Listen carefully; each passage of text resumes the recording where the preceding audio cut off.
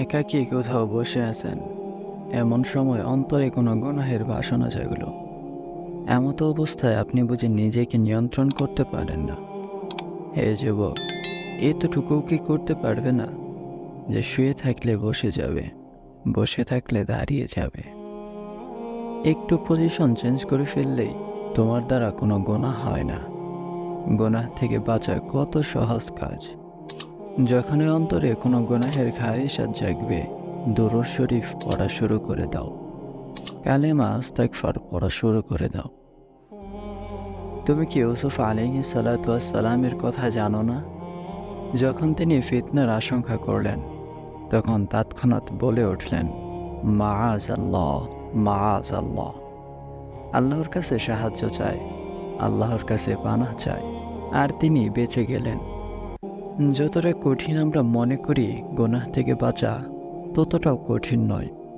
গুনাহ থেকে বাঁচা অনেক কঠিন, এই কথাটা একেবারেই মিথ্যা। আমি কসম করে বলছি, এটা একটা মিথ্যা কথা।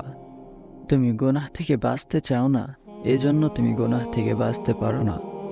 দুনিয়ার সমস্ত শয়তান মিলে কোনো যুবককে একটি গুনাহ করাতে পারবে না, যদি যুবক গুনাহ থেকে বাঁচার জন্য দৃঢ় সংকল্প করে যে আমি গুনাহ থেকে বাঁচবই ইনশাআল্লাহ। হে যুবক, তুমি বলো রাস্তায় বের হলে মহিলাদের উপর দৃষ্টি পড়ে যায়। আরে ভাই, দৃষ্টি পড়ে কিভাবে? নিজের উপর যার নিয়ন্ত্রণ নেই, সে আবার মানুষ হয় কি করে? যুবক, তুমি রাসূলুল্লাহ সাল্লাল্লাহু আলাইহি ওয়াসাল্লামের উম্মত, তুমি দ্বীনের সিপাহী, তুমি অনেক বড় মিশন নিয়ে দুনিয়াতে এসেছ। কি হয়ে গেল তোমার?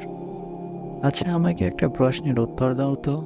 কোনো শাহজাদা যদি কোনো চাকরের মেয়ের দিকে তাকিয়ে থাকে, তাহলে লোকে তাকে কি বলবে? নিজের মর্যাদা বোঝো হে যুবক। মনোযোগ দিয়ে পড়াশোনা করো, পড়াশোনার সর্বোচ্চ স্থান হাসিল করো, নিজেকে পবিত্র রাখো, নিজের ভবিষ্যৎ নিয়ে চিন্তা ফিকির করো।